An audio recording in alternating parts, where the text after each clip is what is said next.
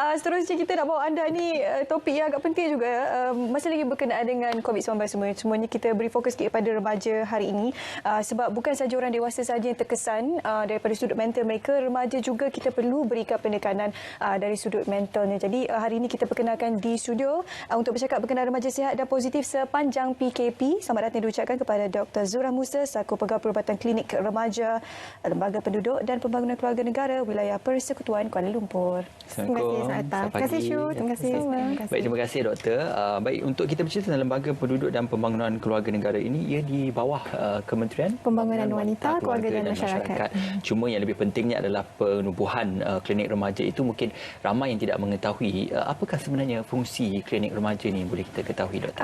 Untuk makluman Syu dan juga Ismail, di bawah Kementerian Pembangunan Wanita, Keluarga dan Masyarakat melalui Lembaga Penduduk dan Pembangunan Keluarga Negara, sebenarnya kita ada bangunkan satu dasar dan juga plan tindakan kesihatan reproduktif dan sosial kebangsaan yang kita namakan sebagai PKRT pada tahun 2009. Jadi pada masa itu kita tengok kes remaja yang terlibat dengan tingkah laku berisiko tu amat tinggi. Jadi kita ambil satu inisiatif baru pada tahun 2009 tu untuk wujudkan PKRT. Di bawah PKRT ini kita ada modul-modul kesihatan reproduktif. Seperti contoh, remaja tahu tentang badan mereka, apa-apa tentang seksual reproduktif.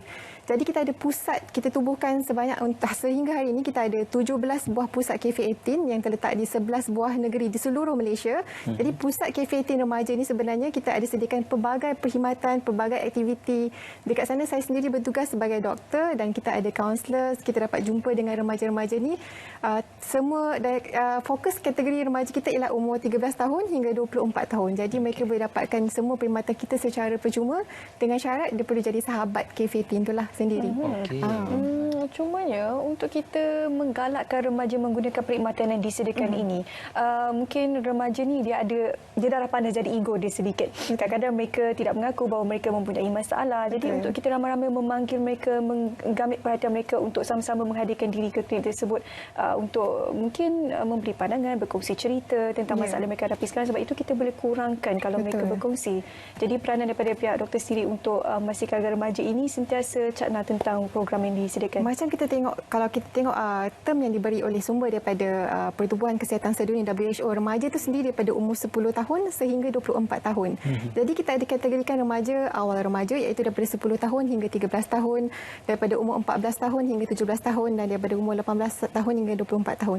Yang umur yang paling orang kata boleh dengar cakap lagi lah ibu bapa ni, yang 10 tahun 13 tahun dia masih lagi akan rujuk kepada ibu bapa. Tapi yang berumur 14 tahun hingga 19 tahun ni dia lebih suka menyendiri. Kalau kita tengok dekat rumah pun dia akan lebih suka buat kerja sendiri. Jadi kebanyakan dia akan lagi suka kepada sahabat-sahabat, kepada kawan-kawan. Jadi apa yang kami buat di RPKN ialah kami turun ke sekolah-sekolah.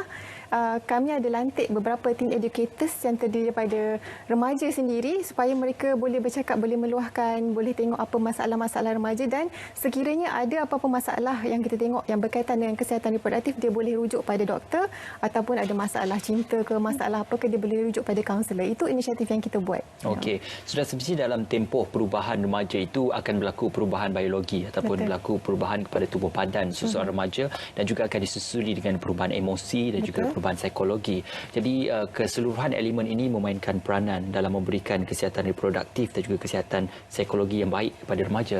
Jadi bagaimana untuk kita memberikan nasihat bermula dari kesedaran tentang tubuh badan kepada kesedaran tentang mental dan juga psikologi remaja itu? Okey, kalau kita tengok, kalau ini berkaitan dengan tempoh COVID ni sendirilah, remaja tu sebab kenapa kita tengok dia berlaku, ada involve dengan tingkah laku yang berisiko tinggi tu sebab hormon tu sendiri. Hormon remaja, hormon pertumbuhan tu sendiri yang menyebabkan remaja, tak kisah lelaki atau perempuan, dia akan cuba untuk lakukan sesuatu yang baru. Remaja memang dia suka explore, dia suka nak buat benda yang baru. Lagi-lagi kalau kawan-kawan dia pengaruh, panggil mungkin nak merempit ke, nak cuba bahan-bahan yang terlarang, nak merokok, memang dia sukalah. Jadi pada masa yang sama mereka juga perlu tekankanlah untuk menjaga kesihatan badan mereka.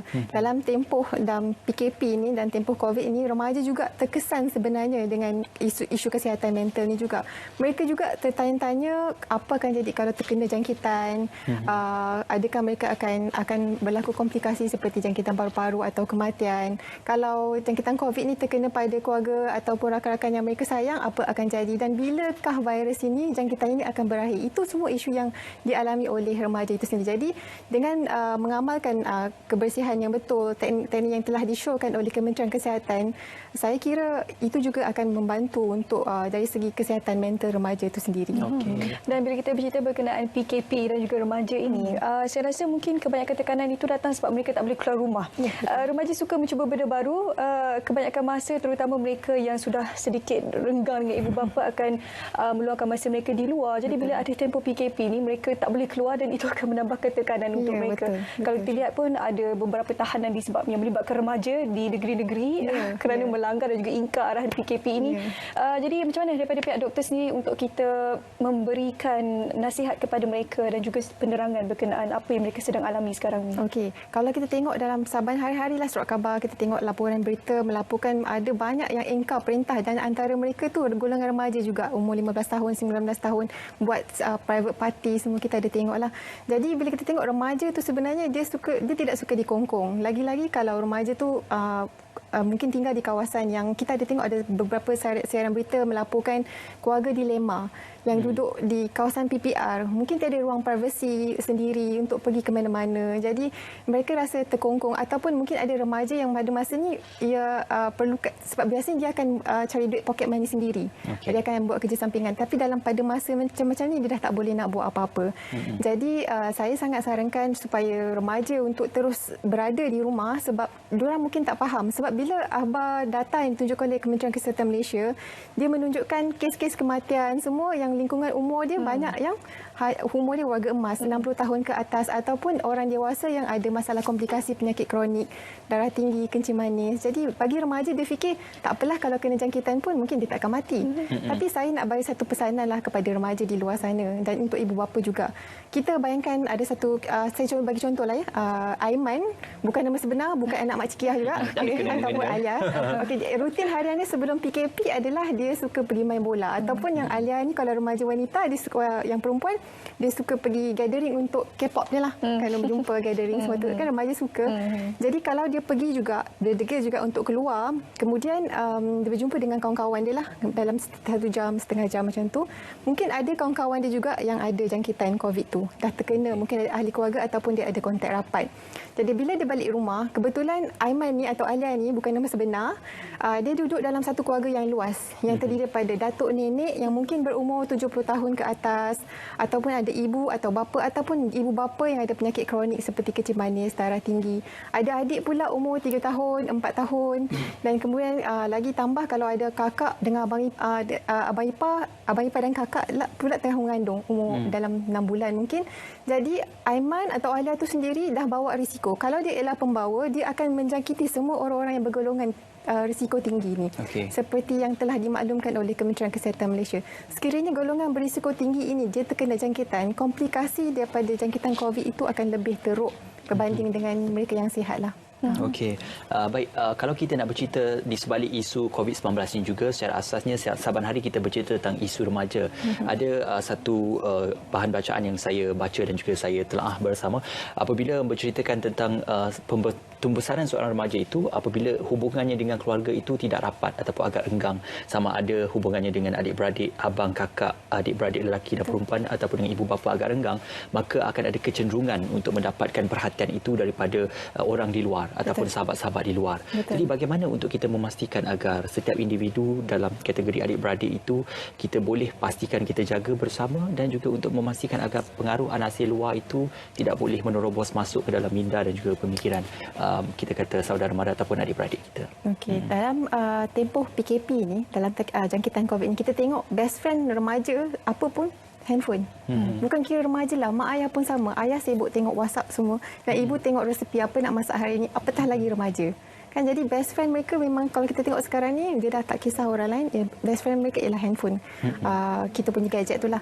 Dalam dia akses kepada gadget tu, dia akan lihat mungkin kepada internet, ada akaun media sosial dan banyak lagi aktiviti-aktiviti yang mungkin ada yang sihat, ada yang tidak sihat. Dan kalau kita tengok juga daripada kami punya data melalui kajian yang dilakukan oleh LPPKN, Kajian Penduduk dan Keluarga Malaysia ke-5 pada tahun 2014 menunjukkan sebanyak 35.3% remaja terdedah kepada bahan lucah. Dan 60.8% remaja memperolehi bahan lucah berkenaan daripada internet. Jadi bila dia banyak habis spend masa dengan internet, dapat pula kalau adik-beradik sendiri semua sekarang kita tengok even ada sumber daripada yang saya perolehi daripada Suruhanjaya Komunikasi dan Multimedia melaporkan bahawa 50.4% kanak-kanak di Malaysia yang berumur 12 tahun ada gadget, ada telefon, ada smartphone. Ini kan pula sekarang kita tengok budak-budak umur 3-4 tahun pun dah ada iPad semua kan.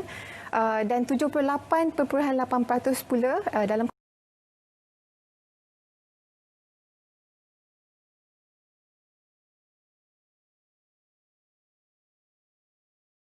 kita mungkin tutup pintu dekat dalam, tapi dalam bilik mereka sebenarnya terdedah kepada nasib luar yang lagi teruk.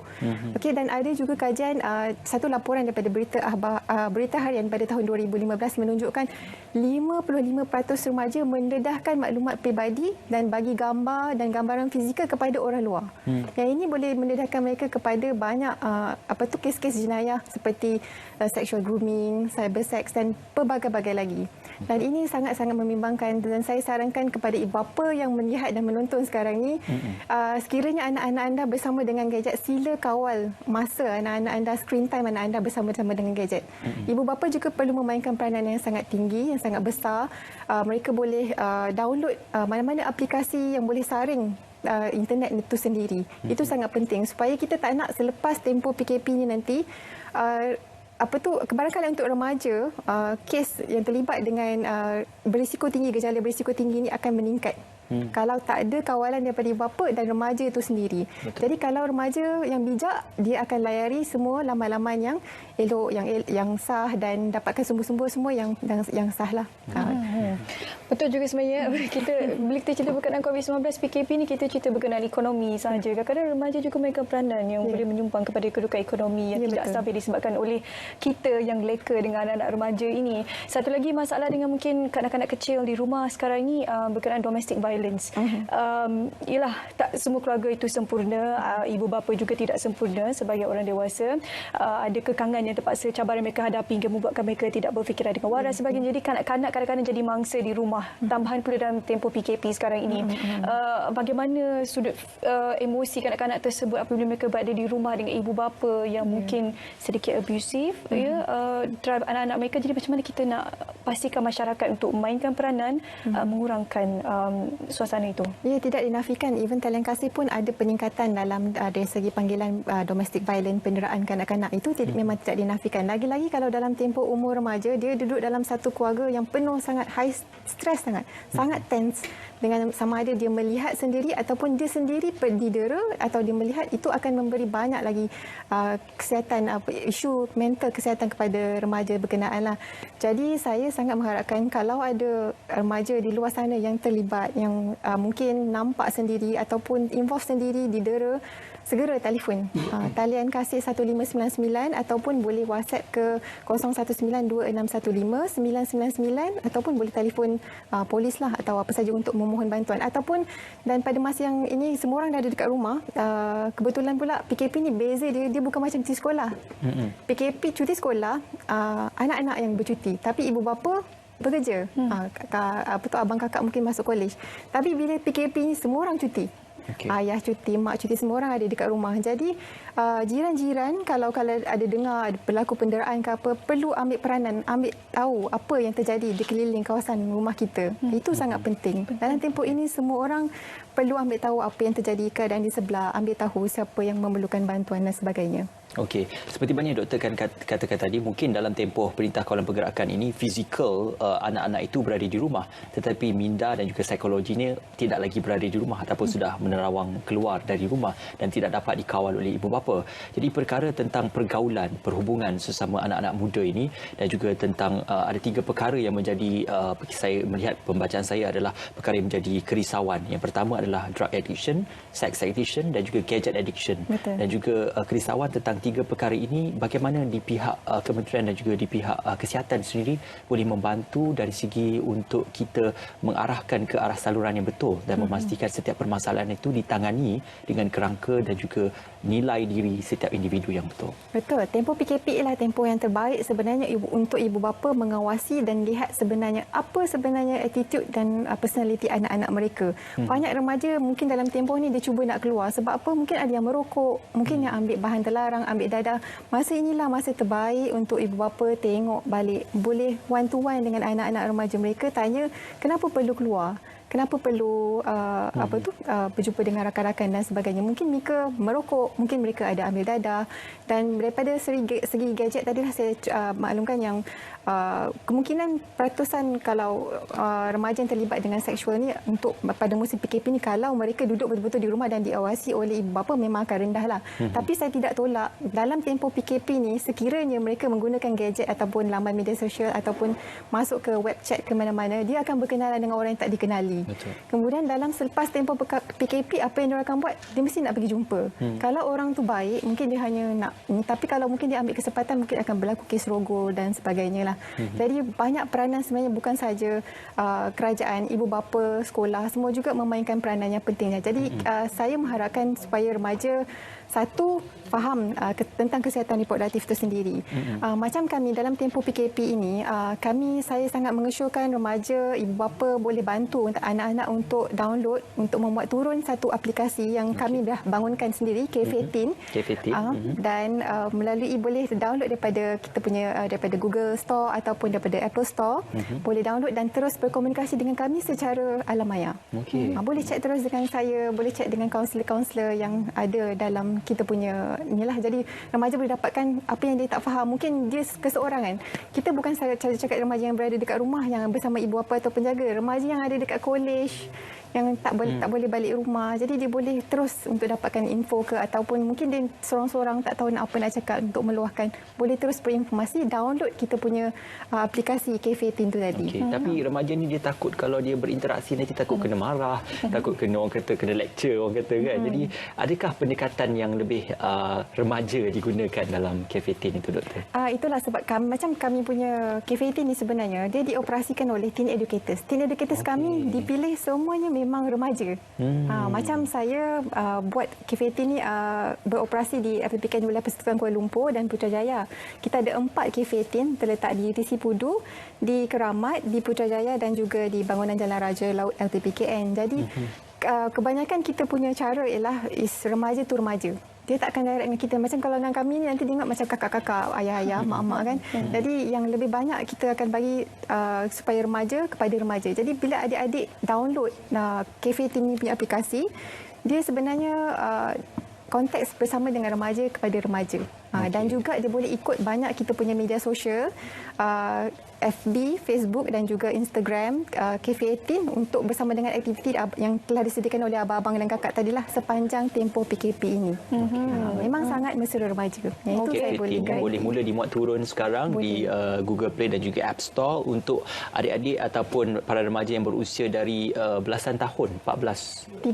Kalau ikutkan kami punya umur ialah 13 hingga 24 tahun. 13 hingga 24 Tapi tahun. kita terima remaja untuk dalam musim tempoh PKP ini untuk bersama-sama download. At least boleh tahu. Baik. Terima kasih kepada Dr. Zura Musa selaku Pengamal Perubatan Klinik Remaja bersama kami yang dikongsi berkenaan remaja sihat dan positif sepanjang PKP. Terima kasih dan juga muat turun K15 tersebut.